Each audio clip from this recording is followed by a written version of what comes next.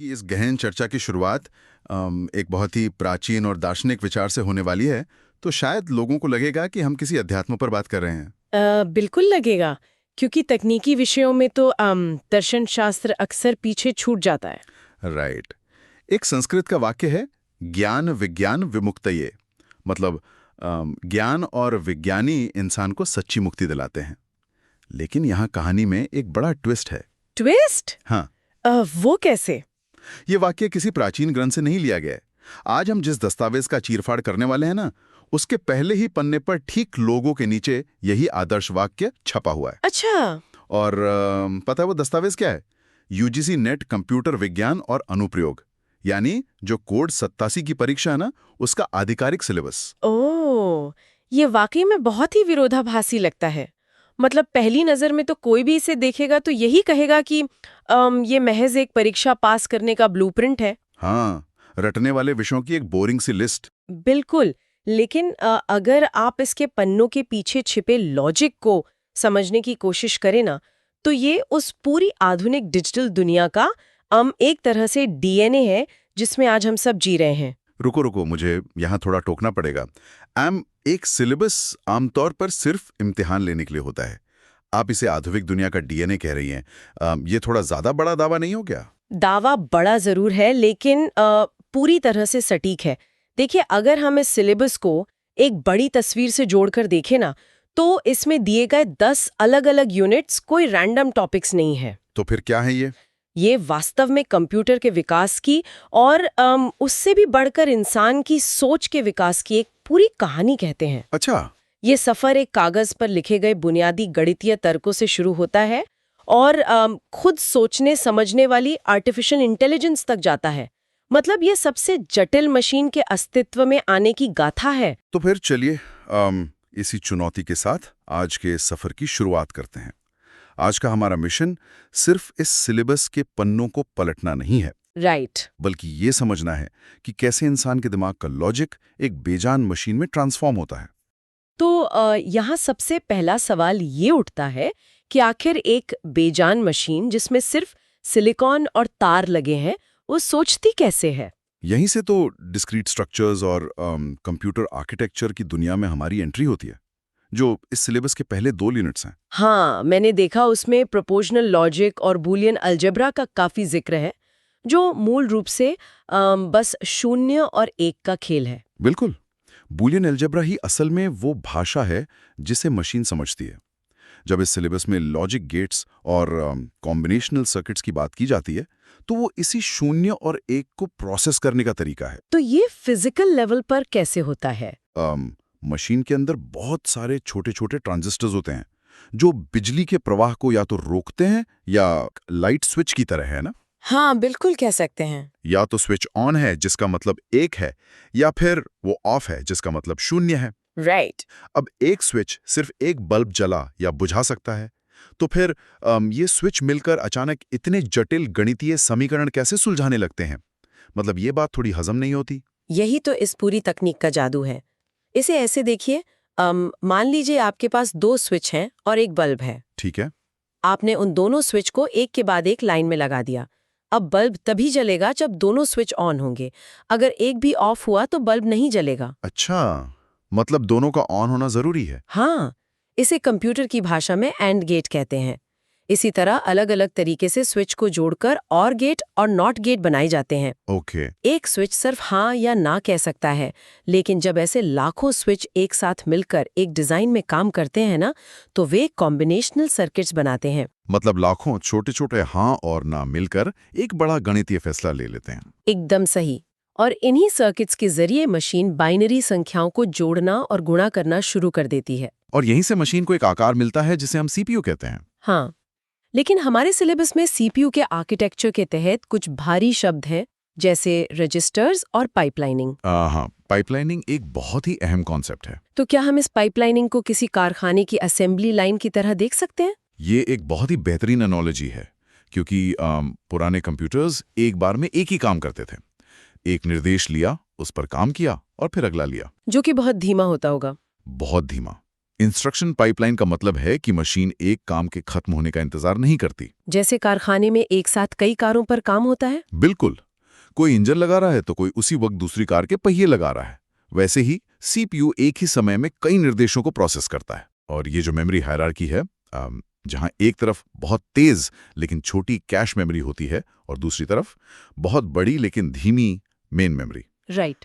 इसे अगर मैं अपनी जिंदगी से जोड़ूं तो क्या ये वैसा ही है जैसे मैं अपने घर की चाबियां दरवाजे के पास वाले छोटे टेबल पर रखता हूं, हाँ। ताकि बाहर जाते वक्त तुरंत मिल जाए। हाँ। टेबल छोटी है लेकिन बहुत तेज एक्सेस देती है, जबकि बाकी सामान बेसमेंट में है। हाँ। जहां जगह तो है पर ढूंढने में समय लगता है। और एकदम सटीक उदाहरण, कैश मेमोरी वही दरवाजे के पास वाली टेबल है। कंप्यूटर को जिन चीजों की बार बार जरूरत होती है वो उन्हें मेन मेमोरी से निकालकर कैश में रख लेता है, ताकि सीपीयू का कीमती समय बर्बाद ना हो। हाँ। और दिलचस्प बात यह है कि इस पूरी संरचना का जो वैचारिक आधार है ना, वो यूनिट 8 में छिपे एक छोटे से विषय से आता है, ट्यूरिंग मशीन। अरे, एलन ट्यूरिंग का नाम तो विज्ञान के इतिहास में वैसे ही बहुत मशहूर है। हाँ, सिलेबस में चर्च ट्यूरिंग थीसिस का विशेष रूप से जिक्र है। ये 1930 के दशक में कागज पर बनी एक कल्पना थी। कागज पर, कोई असली मशीन नहीं थी। नहीं, सिर्फ एक थ्योरी थी। ये कहती है कि दुनिया की कोई भी गणना जो तार्किक रूप से की जा सकती है वो इस बुनियादी ट्यूरिंग मशीन द्वारा की जा सकती है। वाओ। आज के हमारे मल्टी कोर प्रोसेसर्स भी अमूमन उसी कागजी मशीन के ही विकसित रूप हैं। चलिए, यहाँ तक तो समझ में आ गया कि इंसान ने एक मशीन को लॉजिक दे दिया और एक हार्डवेयर का ढांचा भी दे दिया। कंप्यूटर का दिमाग तैयार हो गया। बिल्कुल। लेकिन यहाँ से एक नया सवाल पैदा होता है, जब एक मशीन एक सेकंड में लाखों काम कर रही है तो वो क्रैश क्यों नहीं होती? ये अराजकता को कैसे रोकती है? ये सवाल हमें सीधे यूनिट 5 ऑपरेटिंग सिस्टम और यूनिट 4 डेटाबेस मैनेजमेंट की तरफ ले जाता है। तो मतलब हार्डवेयर को कंट्रोल करने के लिए कुछ चाहिए होता है। हाँ, जब हार्डवेयर इतना शक्तिशाली हो जाए तो उस ताकत को लगाम देने के लिए सिस्टम सॉफ्टवेयर की जरूरत होती है। ऑपरेटिंग सिस्टम ठीक यही काम करता है। इसमें एक शब्द है जिसने मेरा ध्यान खींचा, डेडलॉक्स। अगर मैं इसकी कल्पना एक चौराहे के भारी ट्रैफिक जाम के रूप में करूं, जहां चारों तरफ से गाड़ियां आ गई हैं। हाँ, समझ रही हूँ। हर गाड़ी इंतजार में है कि सामने वाली हटे तो वो आगे बढ़े और कोई हिल नहीं पा रहा। तो क्या ऑपरेटिंग सिस्टम एक ट्रैफिक हवलदार की तरह काम करता है? आपका ट्रैफिक जाम का उदाहरण बहुत अच्छा है। कंप्यूटर के अंदर भी बिल्कुल ऐसा ही होता है। जब दो प्रोग्राम एक ही रिसोर्स की मांग करते हैं, जैसे प्रिंटर या कोई फाइल। राइट। एक कह रहा है मुझे प्रिंटर चाहिए, दूसरा कह रहा है फाइल चाहिए। दोनों इंतजार करते रह जाते हैं और सिस्टम हैंग हो जाता है, जो कि बहुत फ्रस्ट्रेटिंग होता है। हाँ, लेकिन ऑपरेटिंग सिस्टम सिर्फ एक हवलदार नहीं है जो जाम लगने के बाद उसे हटाता है। सिलेबस में डेडलॉक प्रिवेंशन की तकनीकों का भी उल्लेख है। प्रिवेंशन मतलब जाम लगने ही ना दें। बिल्कुल। ओएस उस शहर के इंजीनियर की तरह भी काम करता है जो सड़कें इस तरह से डिजाइन करता है कि कभी डेडलॉक लगे ही नहीं। ये तो बहुत स्मार्ट व्यवस्था है। लेकिन आज के समय में सिर्फ प्रोग्राम्स को मैनेज करना ही काफी नहीं है ना। सबसे बड़ी चुनौती तो डेटा है। वो तो है। यूनिट 4 पूरी तरह से डेटाबेस मैनेजमेंट पर है। मैं समझ सकता हूं कि एसक्यूएल का इस्तेमाल जानकारी को टेबल में सलीके से रखने के लिए होता है, एक्सेल शीट की तरह। राइट। लेकिन अब सिलेबस में बिग डेटा और हडूप जैसे नए विषय भी आ गए हैं। पुरानी टेबल वाली व्यवस्था में आखिर क्या खराबी थी? देखिए, खराबी व्यवस्था में नहीं थी, बल्कि दुनिया के डेटा के आकार में आ गई। जब तक डेटा बैंक खातों तक सीमित था, टेबल अच्छे से काम कर रहे थे। अच्छा, तो अब क्या बदला? जरा सोचिए, एक वायरल वीडियो, करोड़ों सोशल मीडिया पोस्ट्स या सेंसर्स का डेटा, ये अनस्ट्रक्चर्ड होता है। इसे किसी फिक्स टेबल में फिट नहीं किया जा सकता। और ये इतना बड़ा होता है कि एक हार्ड ड्राइव में तो आएगा नहीं। बिल्कुल, दुनिया की कोई एक हार्ड ड्राइव इसे स्टोर नहीं कर सकती। तो फिर ये हडूप यहाँ क्या करता है? जब डेटा बिग डेटा बन जाता है तो उसे बांटना पड़ता है। सिलेबस में डिस्ट्रीब्यूटेड फाइल सिस्टम का जिक्र इसीलिए है। ओके। हडूप क्या करता है कि वो उस विशाल डेटा को छोटे टुकड़ों में तोड़ देता है और हजारों सस्ते सर्वर्स पर फैला देता है। अच्छा, मतलब काम बांट दिया जाता है। हाँ, जब आपको कोई जानकारी चाहिए होती है तो वे हजारों सर्वर्स एक साथ काम करते हैं और पलक झपकते ही जवाब दे देते हैं। हमने ओएस और डेटाबेस की बात कर ली, लेकिन कंप्यूटर को जो सच में समझदार बनाता है, वो है फैसले लेने का तरीका, यानी यूनिट 7 के एल्गोरिदम। ये बहुत ही अहम यूनिट है। इसमें एक रहस्यमयी सा विषय है, P वर्सेस NP क्लास। ये तो किसी साइंस फिक्शन फिल्म का सीक्रेट कोड लगता है। इसका क्या मतलब है? यहाँ जो बात सबसे दिलचस्प है वो ये कि कंप्यूटर हर चीज मिनटों में नहीं सुलझा सकता। क्या बात कर रही हैं? हाँ, P क्लास वो समस्याएं हैं जिन्हें कंप्यूटर बहुत तेजी से हल कर सकता है, जैसे डेटाबेस से आपका नाम खोजना। ठीक है, और NP क्या है? NP कंप्लीट वो समस्याएं हैं जिनके समाधान को जांचना तो आसान है, लेकिन उनका समाधान खोजना लगभग नामुमकिन है। थोड़ा और सरल करते हैं। क्या ये वैसे ही है कि अगर मुझे किसी का पासवर्ड क्रैक करना हो, हाँ, तो मैंने एक पासवर्ड डाला और कंप्यूटर ने तुरंत बता दिया कि ये गलत है? एकदम सही। जांचना तुरंत हो गया। हाँ, लेकिन सही पासवर्ड खोजना हो हाँ, तो करोड़ों कॉम्बिनेशंस ट्राई करने पड़ेंगे। बिल्कुल। या फिर एक क्लासिक उदाहरण लें, ट्रैवलिंग सेल्स पर्सन प्रॉब्लम का। मान लीजिए किसी डिलीवरी वाले को 100 अलग-अलग शहरों में जाना है और उसे सबसे छोटा रास्ता खोजना है ताकि पेट्रोल बचे। राइट। लेकिन जैसे जैसे शहरों की संख्या बढ़ती है ना, संभावित रास्तों की संख्या इतनी तेजी से बढ़ती है कि ब्रह्मांड का सबसे तेज सुपर कंप्यूटर भी उसे सॉल्व नहीं कर सकता। हजारों साल लग जाएंगे। हाँ, ये सिलेबस सिखाता है कि एक इंजीनियर को पता होना चाहिए कि कहाँ परफेक्ट समाधान ढूंढना है और कहाँ काम चलाओ समाधान से काम चलाना है। क्योंकि परफेक्ट तो कभी मिलेगा ही नहीं। ये तो बहुत अहम नजरिया है। मतलब कंप्यूटर सर्वशक्तिमान नहीं है। बिल्कुल नहीं। अब तक हमने देखा कि स्मार्ट कंप्यूटर कैसे काम करता है, लेकिन अगर वो अकेला एक कमरे में रखा है तो वो एक कैलकुलेटर से ज्यादा कुछ नहीं है। इंटरनेट कैसे बनता है? ये सवाल हमें यूनिट 9 डेटा कम्युनिकेशन और नेटवर्क्स की तरफ ले जाता है। दुनिया को जोड़ने का विज्ञान यही है। इसमें OSI मॉडल और TCP/IP का जिक्र है, लेकिन ये असल जिंदगी में काम कैसे करते हैं? जैसे जो लोग अभी इस ऑडियो को सुन रहे हैं, ये उन तक कैसे पहुंच रहा है? जो आवाज अभी श्रोता सुन रहे हैं ना, वो एक साथ उनके पास नहीं जा रही है। तो कैसे जा रही है? OSI मॉडल और TCP/IP इस पूरे ऑडियो को हजारों छोटे डिजिटल पैकेट्स में काट देते हैं। पैकेट्स? हाँ, हर पैकेट पर श्रोता के डिवाइस का एक एड्रेस लगा दिया जाता है। हाँ। बिल्कुल एक चिट्ठी की तरह। फिर ये पैकेट्स अलग-अलग रास्तों से उनके फोन तक पहुंचते हैं। और फिर फोन में बैठा सॉफ्टवेयर उन टुकड़ों को वापस जोड़ देता है। बिल्कुल। और उन्हें एक साफ आवाज सुनाई देती है। ये सब कुछ मिली सेकेंड्स में होता है। कमाल है। और कनेक्टिविटी के लिए ऐसे सॉफ्टवेयर बनते हैं जो करोड़ों लोगों को संभालें। इसके लिए यूनिट 6 सॉफ्टवेयर इंजीनियरिंग है। राइट। लेकिन एक सवाल है, ये जो एजाइल और स्क्रम जैसे शब्द हैं, इनका कोडिंग से क्या लेना देना? क्या सॉफ्टवेयर बनाना सिर्फ कीबोर्ड पर उंगलियां चलाना नहीं है? शुरुआत में ऐसा ही माना जाता था। पहले वाटरफॉल मॉडल इस्तेमाल होता था, जो एक पुल बनाने जैसा था। पहले डिजाइन बनाओ, फिर नींव रखो। तो इसमें दिक्कत क्या थी? दिक्कत ये थी कि अगर आधा पुल बनने के बाद पता चला कि डिजाइन गलत था, तो पूरा प्रोजेक्ट बर्बाद। तो एजाइल ने इसे कैसे सुलझाया? एजाइल ने सॉफ्टवेयर बनाने का DNA ही बदल दिया। उसने कहा, हम पूरा पुल एक साथ नहीं बनाएंगे। तो कैसे बनाएंगे? हम काम को 1 या 2 हफ्ते के छोटे स्प्रिंट्स में बांट देंगे। थोड़ा काम करेंगे, उसे टेस्ट करेंगे और कुछ गलत लगा तो तुरंत बदल देंगे। ताकि बैंकिंग या हवाई जहाज का सॉफ्टवेयर बीच में फेल ना हो। एकदम सही। समझ गया। और अब हम इस सफर के सबसे रोमांचक पड़ाव पर आ गए हैं। Unit 10 artificial intelligence. हाँ, ये आज के समय का सबसे चर्चित विषय है। इसे देखकर सच में रोंगटे खड़े हो जाते हैं। न्यूरल नेटवर्क्स और सबसे चौंकाने वाला जेनेटिक एल्गोरिथम। ये तो बायोलॉजी की किताब जैसा लगता है।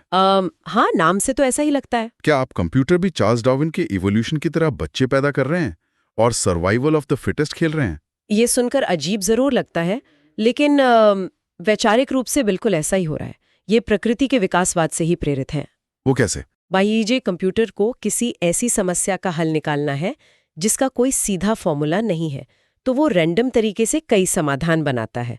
फिर वो फिटनेस फंक्शन का इस्तेमाल करता है ये जांचने के लिए कि कौन सा समाधान सबसे बेहतर है। मतलब जो कमजोर समाधान है उन्हें खत्म कर दिया जाता है? बिल्कुल। जो खराब है उन्हें नष्ट कर दिया जाता है और जो अच्छे हैं उनके गुणों को मिलाकर उनमें थोड़ा म्यूटेशन करके एक नई पीढ़ी विकसित की जाती है, जब तक बेहतरीन समाधान ना मिल जाए। हाँ, मशीन खुद ब खुद अपने समाधानों को इवॉल्व कर रही है। मेरा तो दिमाग ही घूम गया।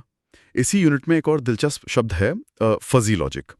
शुरुआत में तो हमने तय किया था कि कंप्यूटर सिर्फ 0 और 1 समझता है, तो ये फजी क्या है? फजी लॉजिक मशीनों को 0 और 1 के बीच की दुनिया देखना सिखाता है। मतलब सफेद और काले के बीच का ग्रे हिस्सा। हाँ, इंसानी जिंदगी सिर्फ हाँ या ना में नहीं चलती। अगर कोई पूछे कि क्या आज गर्मी है, तो इंसान सिर्फ हाँ या ना नहीं कहेगा। वो कहेगा थोड़ी गर्मी है या बहुत ज्यादा गर्मी है। राइट। फजी लॉजिक मशीनों को इसी अस्पष्टता को समझने की ताकत देता है। इसी वजह से आज आपका एसी खुद तय करता है कि उसे कितनी ठंडक देनी है। मतलब मशीनें अब सिर्फ गणित नहीं कर रही हैं, वो इंसानों की तरह परिस्थितियों को भांप रही हैं। बिल्कुल। अगर हम आज की इस चर्चा को समेटें तो ये साफ हो जाता है कि ये महज कुछ पन्नों का सिलेबस नहीं है। हाँ, ये तो तय है। कागज पर लिखे प्रोपोजिशनल लॉजिक से शुरू होकर क्लाउड में बैठे न्यूरल नेटवर्क्स तक का ये सफर वास्तव में इंसानी सोच की सबसे बड़ी छलांग है। आप बिल्कुल सही कह रहे हैं। लेकिन इस चर्चा को खत्म करने से पहले मैं इस सफर को एक अलग चश्मे से देखने का प्रस्ताव रखना चाहूंगी। अच्छा, वो क्या? हमने मान लिया कि एआई के जरिए हम कंप्यूटर को असीम ताकत दे सकते हैं, लेकिन अगर हम वापस यूनिट 8 पर जाएं तो वहां एक गूढ़ विषय है, हॉल्टिंग प्रॉब्लम। हॉल्टिंग प्रॉब्लम, इसका क्या मतलब है? क्या मशीन काम करते करते रुक जाती है? नहीं, बात इससे कहीं ज्यादा गहरी है। एलन ट्यूरिंग ने 1936 में साबित कर दिया था कि एक प्रोग्राम कभी पक्के तौर पर ये नहीं बता सकता कि कोई दूसरा प्रोग्राम अपना काम पूरा करके रुकेगा या किसी इन्फिनिट लूप में अटक जाएगा। रुको, क्या मतलब? क्या एक सुपर कंप्यूटर भी ये भविष्यवाणी नहीं कर सकता? जी नहीं, ट्यूरिंग ने साबित किया कि ऐसा कोई यूनिवर्सल एल्गोरिदम बन ही नहीं सकता। हॉल्टिंग प्रॉब्लम ये स्थापित करती है कि मशीनों की तार्किक क्षमता की एक बहुत कठोर सीमा है। मतलब दुनिया की हर समस्या कोड से नहीं सुलझाई जा सकती। बिल्कुल, ऐसी अनसॉल्वेबल प्रॉब्लम्स हमेशा मौजूद रहेंगी। ये तो बहुत ही जबरदस्त विचार है।